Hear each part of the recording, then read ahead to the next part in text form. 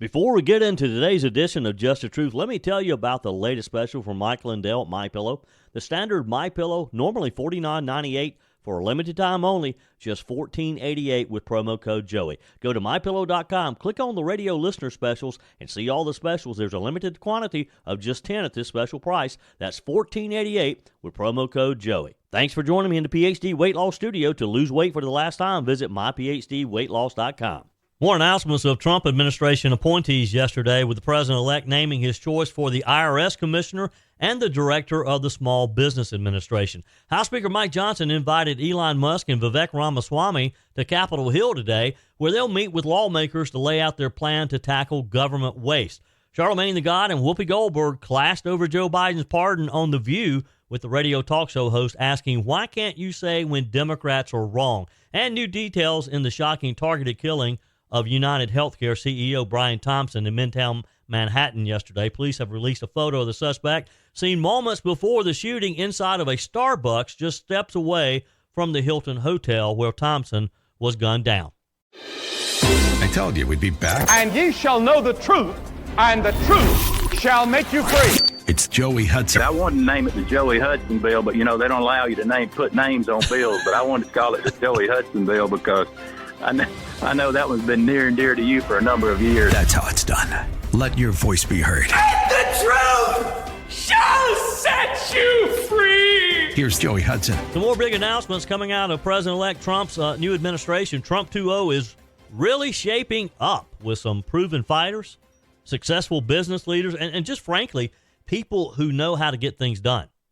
Yesterday, Trump announced that former Missouri Congressman Billy Long will serve as the new commissioner of the IRS. Now, this is an interesting pick. Trump called Long an extremely hard worker and emphasized his 32 years of experience running his own business, including real estate, as one of the top auctioneers in the country. Think about that. This is a guy who knows what it's like to sign the front of a check. He's been in the trenches, creating jobs and dealing with the very tax code he's now going to be tasked with overseeing.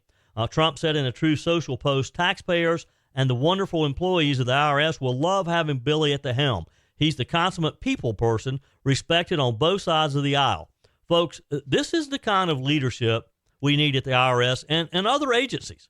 Someone who understands the burden of our tax system, the burden that's placed on Americans, and is ready to fight for reform. Billy Long's nomination sends a clear message. The days of weaponized bureaucracy and endless red tape are coming to an end under Trump 2.0. Also, in another big move, Trump tapped former Senator Kelly Loeffler of Georgia to lead the Small Business Administration. This is another smart strategic move. Small businesses are the backbone of the country. And Senator Loeffler knows exactly what they need to thrive. Trump highlighted her experience in financial services, technology, business leadership, saying that she'd helped grow a Fortune 500 company from 100 employees to over 10,000. And that's just not talk. That's real world success. That's having experience of running a business. And again, the exact type of person we need running these types of government agencies. Trump said in his announcement, Kelly will bring her experience in business in Washington to reduce red tape and unleash opportunity for small businesses to grow, innovate, and thrive. And he didn't stop there. He promised that Loeffler would crack down on waste, fraud, and regulatory overreach. Now tell me, who wouldn't want someone like that leading the charge for America's small businesses?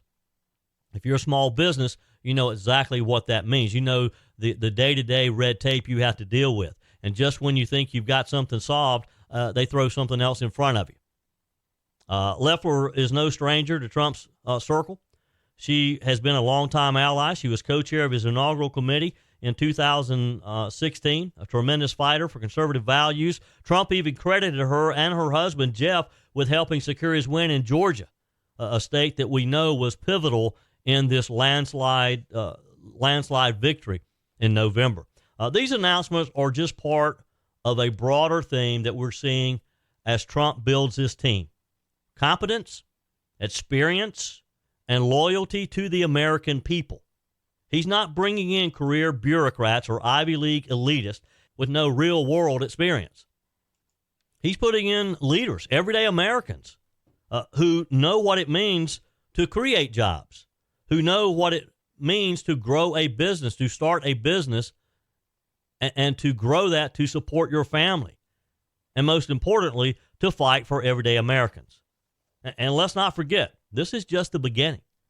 Trump is signaling that his second term is going to be focused on results because he knows he has 4 years, and just by the mere how quickly he's naming these cabinet posts and these department heads, these agency leaders, he knows that he's got to hit the ground running January 20th, and he's going to do that. He's cutting through the nonsense and delivering for us just like we asked him to do.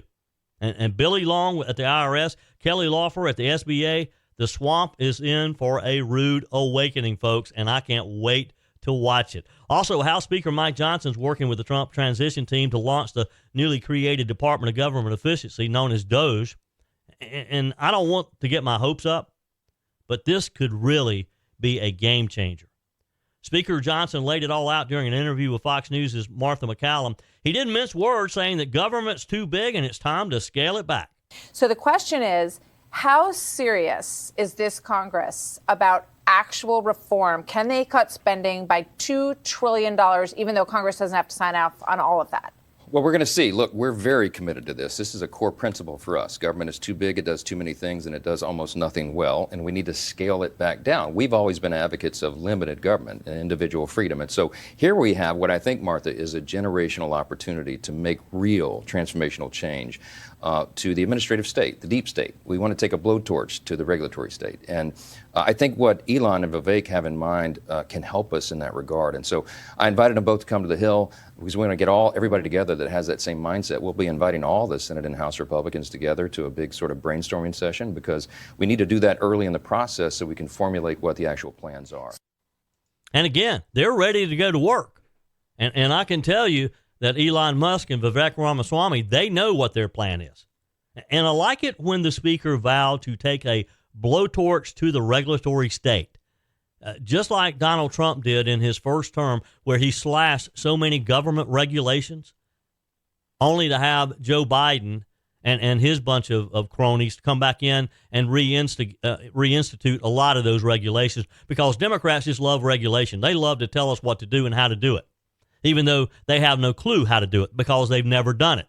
Democrats are always just have their hand out for a government check. And let's talk about DOGE for a second. And I know that if you've been listening to me for the past couple of weeks, you know how excited I am about this since it was first announced. This isn't just a symbolic gesture. President-elect Trump has tapped two heavy hitters, Mr. Ramaswamy, Mr. Musk, to lead the charge. These aren't bureaucrats or pencil pushers. These are visionaries who know how to get things done. Whether you like electric vehicles or not, and personally, I don't care for them, but Elon Musk has a very successful, he successfully has built electric vehicles. The Teslas are great vehicles if you like them. Personally, I don't want to have to be looking for a charger someplace. I want to pull into my local QT and gas her up and move on. But still, if you like those cars, he's had the most success with an EV of anybody who's tried it. Musk has already floated the idea of cutting $2 trillion from the federal budget. I guarantee you the day that he made that announcement, he threw that number out, there were some bureaucrats who probably crawled under their desk. They went home in the fetal position because they're knowing that their job's probably on the chopping block. That's trillion with a T, $2 trillion he thinks he can cut. Now, whether he can or not, we'll see. But let's say he only cuts $1 trillion in this initial go-round. Let him get his sea legs and learn his way around government, and I guarantee you, if anybody can do it, Elon Musk and Vivek Ramaswamy can. Again, they're set to meet on Capitol Hill today. Speaker Johnson says he wants all the Senate and House Republicans in the room. The goal to brainstorm, to talk about how they can work together to get this done. Johnson pointed out that the House Oversight Committee has aggressively rooted out some waste already. They've identified some fraud and abuse. Now with DOGE, they're taking it to the next level by creating this subcommittee laser focused on government efficiency, getting things done at the best price for the American people. And folks, this isn't about just cutting programs that conservatives have long opposed. Although I won't shed a tear if Planned Parenthood or the PBS loses funding. This is about a complete overhaul of how Washington operates.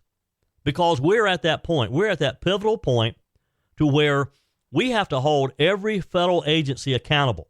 We have to cut wasteful expenditures and ensure that taxpayer dollars are spent responsibly, and nobody is off the list.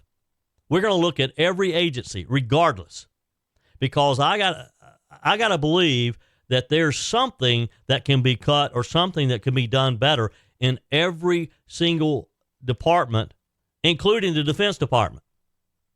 We got to stay safe. I get that.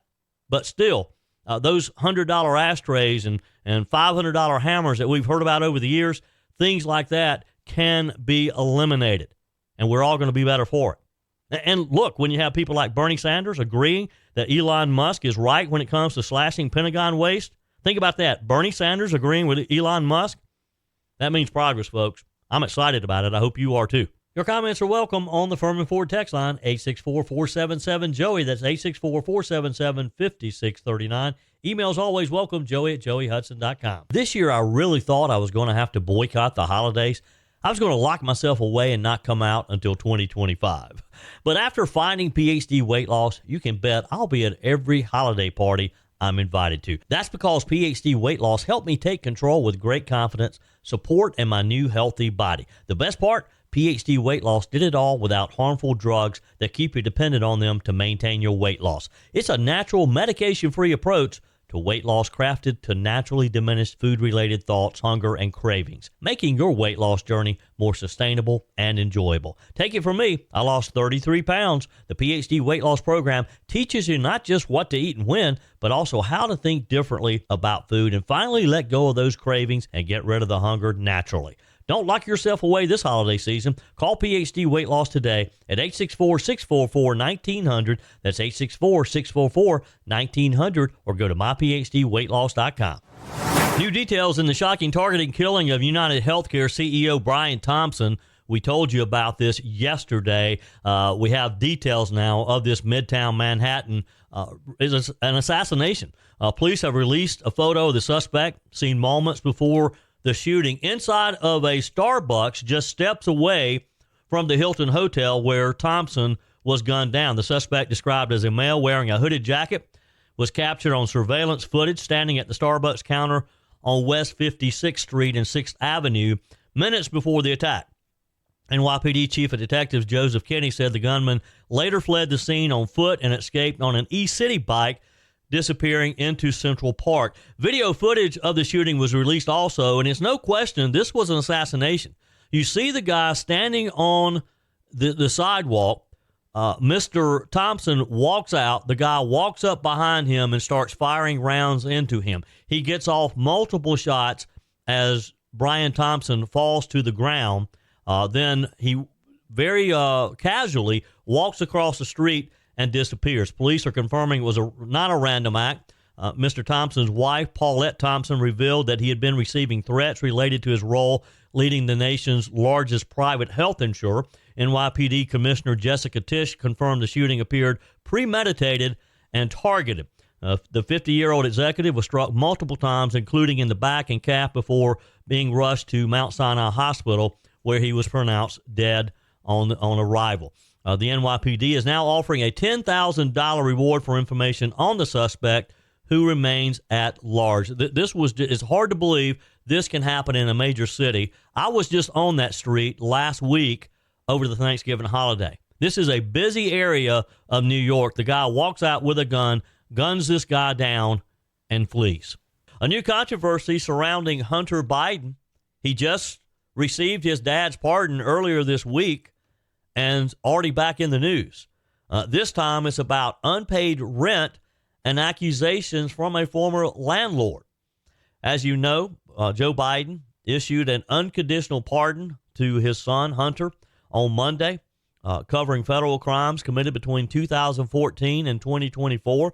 But as the dust settles, new allegations are emerging, this time Sean McGuire, he's a partner at Sequoia Capital, claims that Hunter owes his family over $300,000 in unpaid rent for a luxury property in Venice, California. So the question is, how does the pardon play into this, or does it at all? Sean McGuire took to X shortly after news of the pardon broke on Monday, posting, "So what happens to the $300,000 plus in back pay rent that Hunter Biden owes my family from 2019 to 2020? Is that pardon now? Thanks, Joe."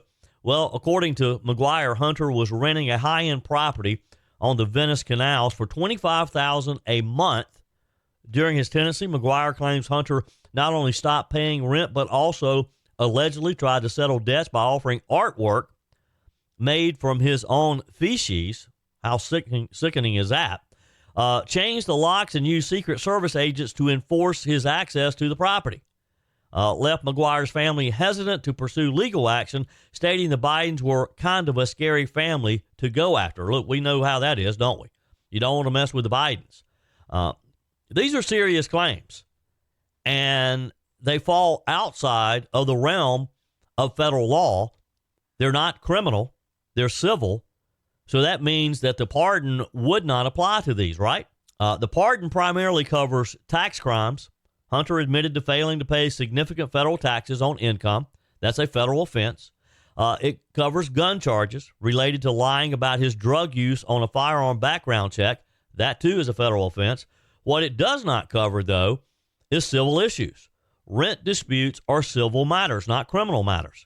Sean McGuire's allegations of unpaid rent would need to be addressed in a civil court where presidential pardons carry absolutely no weight. It does not matter who your father is.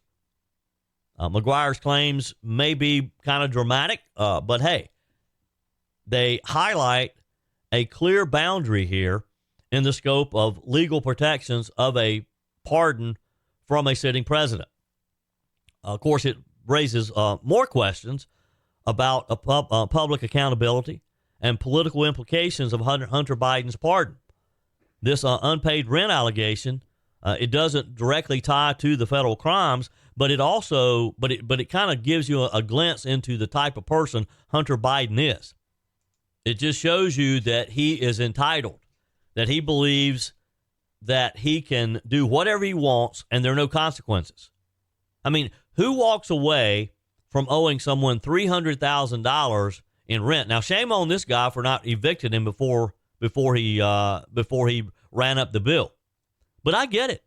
Look, if the president of the United States' son owes you money, you're going to be a little hesitant to go after him, aren't you? And if this is correct, if the allegation that he used Secret Service to literally, that Hunter used Secret Service to keep his landlord from accessing his own property, that's pretty serious as well, isn't it? Whether or not these claims are proven, they just kind of reinforce the perception of Hunter benefiting from his family's influence, don't they? Especially following a pardon many see as unprecedented and very controversial. When Daddy had been saying all along he would never pardon him. Sean McGuire may yet pursue legal action in a civil court, and I hope he does. I hope he goes after Hunter and where Hunter can't hide behind Daddy, and he gets his $300,000 plus legal expenses. If he does, it's going to add to the long list of legal challenges that Hunter Biden has left to deal with, personal and financial dealings. The pardon itself remains polarizing, of course. Critics argue it undermines trust in government, while supporters view it as a compassionate act for a son with a troubled past. Regardless, every new allegation keeps Hunter Biden in the news, and by extension, Joe Biden, as he's trying to exit the White House with just a little bit of respect. Every day that a new story pops up on Hunter kind of takes away from that, doesn't it? For McGuire, seeking repayment will likely mean filing a civil suit, probably cost him a lot of money, and maybe he's weighing the risk there. Maybe he's saying, how much is it going to cost me to collect this? And maybe I just write off the $300,000 as a loss. But that's a lot of money, and he shouldn't have to. Hunter should do the right thing. Joe Biden, he pardoned his son. He should make Hunter pay this guy. Hunter should be held responsible, right? Just another example of an entitled person who's never been held responsible. Whether you're replacing a broken appliance or maybe you're just upgrading, you're totally remodeling the kitchen. When it's time to get those new appliances, when you're ready for them, you don't want to have to wait weeks or even months to get started using them, right? Well, that's not the case when you shop with my friends at Discounted Appliance Warehouse. With over 11,000 square feet and 1,500 appliances at any given time, you can buy today and use today quite often. I'm talking about shopping with my friends at Discounted Appliance Warehouse in Pickens. It's worth the short drive over to Pickens. Jeff, Johnny, Kyle, the whole team over there, they'll take good care of you. They have an award-winning service department, expert installation, extended warranties, and at Discounted Appliance Warehouse, they treat you like family. You're more than just a credit card swipe to all the team over there. Discounted Appliance Warehouse, they're proud to offer Speed Queen, the only washer and dryers with manufacturer's warranties that cover parts and labor. You owe it to yourself if you're looking for a new appliance to head over to Pickens to Discounted Appliance Warehouse online at dawpickens.com, dawpickens.com. There was quite the clash on The View yesterday. Yes, The View. Surprising, huh? Our good friend, Charlamagne the God, decided to mix it up a bit with Whoopi Goldberg over what's turning out to be one of the most controversial moves of Joe Biden's presidency. None other than the pardon of his son, of course. Now, let's set the stage here. Charlamagne the God, never one to shy away from calling it like he sees it, told the ladies of The View exactly what he thought about Joe Biden pardoning his son. He said, and I quote, "Democrats stand on this moral high ground all the time, and they act so self-righteous." Sound familiar? And he continued with this. All of the criticism is valid because, Democrats stand on this moral high ground all the time, and, they act so self-righteous. The reality is he didn't have to say anything in regards to, whether or not, his son wanted to be pardoned. He could have said, hey, man, I'm not focused on that right now. But since they were calling Trump a threat to democracy and they were saying that, nobody's above the law, but they were speaking about him, that's what they were running on. So when he kept saying things like, nobody's above the law, I respect, the jury's decision in regards to my son, he didn't believe that. But he didn't have to volunteer that lie to begin with. I'm going to stop you for a second. Uh-oh. Only because you don't know that it was a lie. We don't know why he changed You really think he just changed his mind over Thanksgiving weekend all of a sudden? No, I'm going to tell you what I think. Okay. Yeah. I think he changed his mind because he got sick of watching everybody else get over. And this is just my feeling, because at some point you get to the place where you just go, so I'm just going to follow the straight and narrow always, because that's what's expected of Democrats. But that's their fault. They're the ones that go out there and they stand on this moral high ground. Listen, they don't have to do that. I'm a Democrat. Tell me what the moral high ground is. The moral high ground is nobody's above the law. I respect what the jurors are saying. He don't have to do that. So we're mad at him because he changed his. Oh, no. By the way, I'm not mad at him pardoning Hunter Biden. But you sound like you're mad. No. I love it, don't you? I mean, it's what we've been saying for years. Charlamagne called Biden out for breaking his own promise, the one about no one's being above the law. He said Biden didn't have to lie about respecting the Justice Department or the jury's decisions. He could have just avoided the topic altogether, and he's right. That's why Joe Biden is such a hypocrite, because he made such a big deal out of the idea, I'm not going to touch this. No, sir. I'm going to respect the court. I'm going to respect the jurors. I'm going to respect the judges. Whatever they do, I'm not going to interfere. And then he does exactly that. But here's the kicker on this. Whoopi Goldberg, she wasn't going to have it. You heard her there. She jumped right in to defend Biden. I don't know what it is she has. She's always defensive about Joe Biden for some reason, insisting that he didn't lie. Now, surely she has seen time after time after time Joe Biden saying he was not going to do exactly what he did. Surely she has heard Karine Jean-Pierre and others on Joe Biden's behalf saying, no, the president's not going to do that. Whoopi said Biden has every right to pardon his son, which he does, but it wasn't the right thing to do. When you've said over and over again, it's not what you're going to do, and you've said why you weren't going to do it. It really just shows the hypocrite that he is, and it shows what a hypocrite she is. I mean, that's a little hypocritical coming from the same folks who spent years claiming that Donald Trump and his family was a threat to democracy for very much less. Charlamagne, to his credit, didn't back down. He asked some tough questions. Did Biden really change his mind over the Thanksgiving weekend? Valid question. I mean, come on. Do you believe that? Of course, Whoopi fired back saying Biden was simply tired of watching everybody else get over. Whatever that means. I didn't quite understand what she was saying there. Then it got a little dicier. As Charlamagne pointed out, what we've all been saying, Democrats put themselves on a pedestal, preaching that no one's above the law. And when they don't live up to that, they've got no one to blame but themselves. Even Alyssa Farah Griffin agreed, saying that Biden undermined his own message by calling the Justice Department's investigation into Hunter a political pursuit. Imagine that. Joe Biden attacking his own Justice Department. It's almost like he knows they're not as independent as they claim to be. And did Biden ever pause to think that calling out his DOJ, that he just confirmed what President Trump has been saying for years now? You think Biden was smart enough to realize that? Or he just didn't care? And just when you thought things couldn't get more heated, that's when Charlamagne asked the $1 million question. Why can't Democrats admit it when they're wrong? Whoopi Goldberg almost came out of her seat. Why can't Republicans admit when they're wrong? Is a fair point if you ask me. But, of course, Whoopi dodged, claiming that she called out Democrats when necessary, and yet she still wouldn't admit Biden was wrong. I haven't heard Whoopi Goldberg, and I monitor them pretty closely. I've never heard Whoopi Goldberg not defend a Democrat. I don't care what position they've taken. Charlamagne called it ridiculous. Whoopi fired back with, "You're ridiculous." I mean, it's like they got into a little spat there. I guess it's entertainment. To their credit, they ended with a hug. Let's not miss the bigger picture here, though.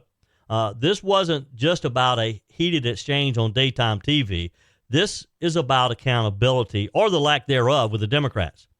Charlamagne is absolutely right. Neither side has the moral ground. Republicans are as guilty as well. But here's the thing. Biden and the Democrats ran on this idea of being the party of integrity, the party of respecting institutions, the party of respecting the rule of law. How many times have you heard Joe Biden say he would respect the rule of law? Where's that integrity now? Not that we expected it. Not that we already knew that Joe Biden and the entire Biden family, they don't know what integrity is. But when you have people like Whoopi Goldberg defending him, wow. This is why so many Americans are fed up. We're tired of hearing this. We see this double standard, plain as day. If this were Donald Trump pardoning Don Jr., you know the media would be losing its mind. But Biden gets a pass because, well, he's Joe from Scranton. Give me a break. What Charlamagne the God was saying is this is just another example of Democrats saying rules are for thee, but not for me. The shameless pardon of his son has everyone speculating on other pardons that Joe Biden may make before he leaves the White House.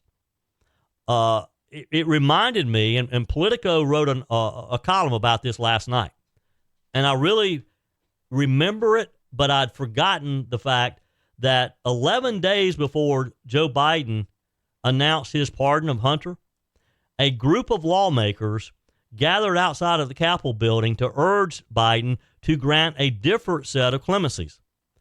They were led by Representatives Ilhan Omar and Ariana Presley.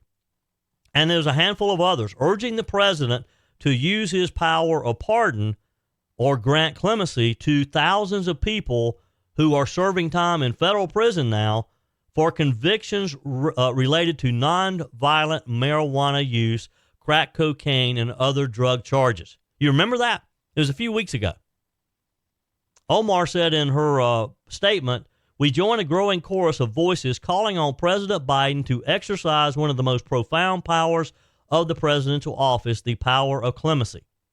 Now, it's not clear how far Biden is willing to go in that direction beyond the blanket pardon that he gave to his son. The White House has signaled that there will be more coming, though. Press Secretary Karine Jean-Pierre, when she was on the hot seat on Monday, said, she said, quote, we could expect more announcements, more pardons, clemency at the end of this term. The administration hasn't indicated, though, how broad those might be, or if individuals convicted of nonviolent drug crimes are a serious part of his consideration. But don't be surprised on anything. Don't be surprised what may come out. According to Politico, more than 3,000 people remain in federal prisons for marijuana-related crimes. Popular Democracy is an advocacy organization involved in the November 20th press conference that I just referenced, saying that there are over 10,000 pending clemency petitions they believe the president should pardon or commute. 10,000.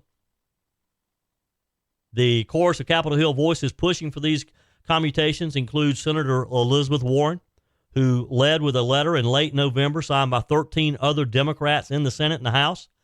Warren said President Biden should expand clemency for people with marijuana-related convictions. She said there's more the administration can do before the end of the term to reform our system and right these wrongs. You believe that people who are in prison now because of marijuana abuse and other drug abuse, you think they should be set free? Should they be turned out? Democrat Senator Jeff Merkley joined Elizabeth Warren, saying it makes absolutely no sense not to act on nonviolent offenses that are in many places no longer offenses today, he said. When asked if Biden should act on this before his term is over, the senator from Oregon, who did not sign Warren's letter, gave a big yes. I mean, they believe this. They believe they should open the doors and let these people run. Let them out and send them home. Forget about what the court said. Forget about the judges who sentenced them. Forget about some of the victims. Because I would bet you of these 10,000, if that's a correct number, there's probably some victims out there that very much don't want these people released. And the irony of Hunter Biden's pardon is that one of the crimes he was convicted of was a drug-related crime. He lied about his drug use on a federal form to purchase a gun. Popular Democracy co-executive director Anahelia Mejia says that it presents an opportunity to argue for more clemencies. And that's exactly, they're using Joe Biden's example to say, well, if it's good enough for your son, it's good enough for a lot of other people. Get ready, folks. Your comments are welcome on the Furman Ford text line, 864-477-JOEY. That's 864-477-5639. Emails always welcome, joey@joeyhudson.com. Speaking of the Furman Ford text line, it's never been more important to support locally run businesses owned by people who actually live here in the upstate. Let me take a minute to talk with you about our friends at Furman Ford. If you're looking for a new vehicle, maybe a great pre-owned vehicle, one you can trust, or maybe you're looking to order that special vehicle. Either way, if you want a new one, a brand new one, or a pre-owned that you can trust, the folks at Furman Ford, they're there to help you. Their name is on the sign because their name is on the line, because every single transaction is important to them. Jim Furman, Matthew Furman. They do business the right way. When you stop by, when you give them a call, or maybe when you just send them a quick email, you're always going to have access to a member of the Furman Ford family. And by the way, they also offer great service, and you're not going to have to wait weeks and weeks to get it done. And you do not have had to purchase your vehicle at Furman Ford. Doesn't even have to be a Ford. They service all makes and models. Visit my friends at Furman Ford online at furmanford.com, furmanford.com. Got a lot of text messages. I'll try to get some of those. But first, though, a follow-up on a story we talked about in Chicago, where the progressive policies of Mayor Brandon Johnson are colliding head-on with reality.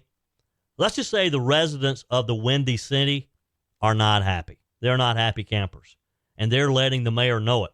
Earlier this week, I talked about this, a fiery city council meeting. Chicagoans ripped into Mayor Johnson over a proposed property tax hike and the city's jaw-dropping $574.5 million spending spree on illegals. Think about that, folks. Nearly $600 million to accommodate illegal immigrants, while hardworking Americans in Chicago are left struggling to make ends meet. It's no wonder they're frustrated. It's no wonder they're showing up at City Hall expressing that frustration. One of the standout voices at the meeting, a lady named P. Ray Easley, she's host of the Black Excellence Hour podcast, who's gone viral before for her no-nonsense takes. This time, she didn't hold back, showing up in a red MAGA hat to deliver a blistering critique of the mayor.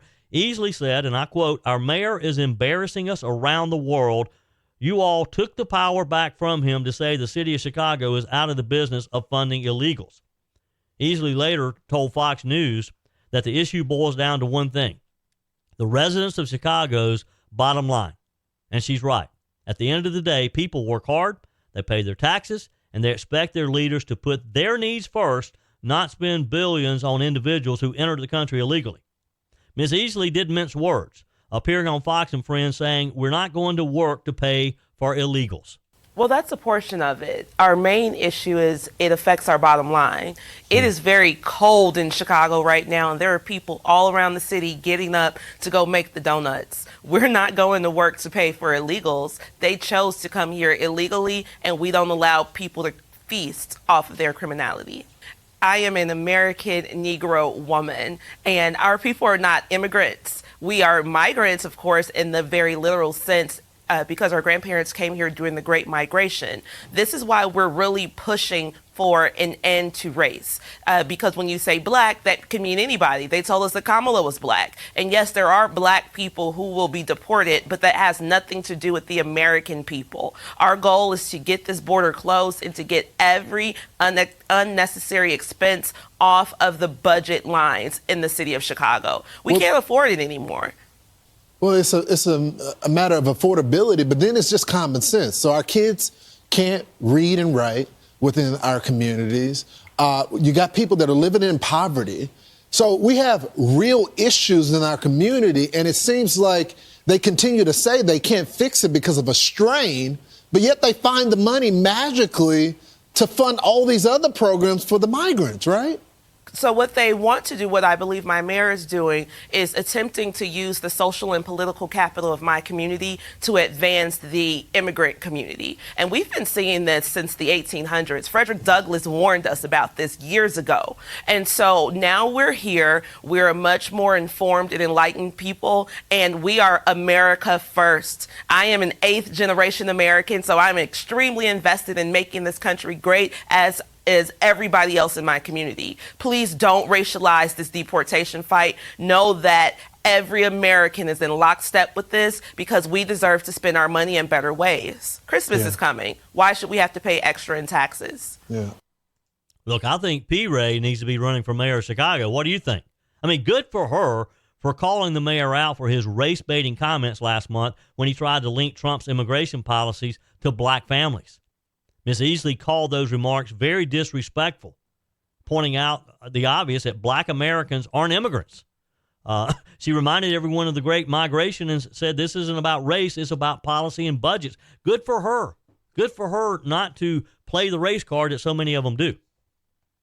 Another powerful moment came from a legal immigrant who addressed the council. She said she feels very embarrassed by what's happening in her city. She made it clear that not all immigrants are the same and criticized those who come illegally, feel entitled to benefits, and face no consequences. She drove home the point that U.S. citizens, especially those living in poverty, are being left behind. And folks, that frustration boiled over when another resident grilled Johnson directly, calling him out for not making eye contact during the meeting. The person said, "The people of Chicago, we're done with you. You can't make this stuff up, folks." I mean, it became very contentious. And let me tell you, people are waking up, and that's what we're seeing in Chicago. They're fed up with being treated like ATMs for the radical left's failed experiments. It's no wonder residents are calling for change. Chicago flipping red, I wouldn't bet against it. Wow. Let's get to some text messages here. Dawn from Illinois, by the way. Says, "Good day, Joey. You were discussing the illegal aliens. Yes, I said it. Problem in Chicago. People are not happy, especially when they read the following National Institutes of Health article results during the 3-year study period. About 208,554 veterans were registered for care at 2 VA medical centers located in the city of Chicago and an adjacent suburb. Of those, 13,948 were identified as homeless or at risk of becoming homeless. As a veteran, just thinking how much less the hundreds of millions of dollars being spent on illegals could be used to get those veterans off the streets. especially with below zero temperatures coming soon to the area. Both the mayor of Chicago and the governor of Illinois need to be recalled. Dom. Thank you, Dom. Dom is a longtime listener from Illinois, and look, he knows what's happening there in Chicago. Texter says, Joey, I have a question for you. Why is it Trump is scrutinized because of his mass deportation, but Obama wasn't, even though he deported 5.12 million illegals and kicked them out of Martha's Vineyard? Look, Trump, anything Trump does is going to be criticized. The Democrats think that he cannot do anything right. Now, I'm not sure about that number of illegals that Barack Obama returned. I'll have to look into that one. Faye writes, Joey, our friends in North Carolina are struggling to stay alive, and yet Biden has dumped out a fortune to Africa to study climate control. This really makes me want to clean Biden's clock. We need Trump now. Faye, now calm down, take a deep breath. We just have a few more weeks to go here. Don't do something rash. Texter, good day, Joey. They say that Biden's handlers are pushing to protect useless work from home federal employees for 5 years. Cannot President Trump overturn this on 1/20/25? How can the White House do anything that cannot be overturned without congressional approval? We won on 11/5, but the fight will continue until the deep state is completely eliminated. Thanks for all you do, Joey. Thank you. I appreciate you listening. There's been several stories that Biden and his administration, they're trying to do everything they can to put up roadblocks now to try to prevent Trump from doing things later, but it's not going to work. Biden can't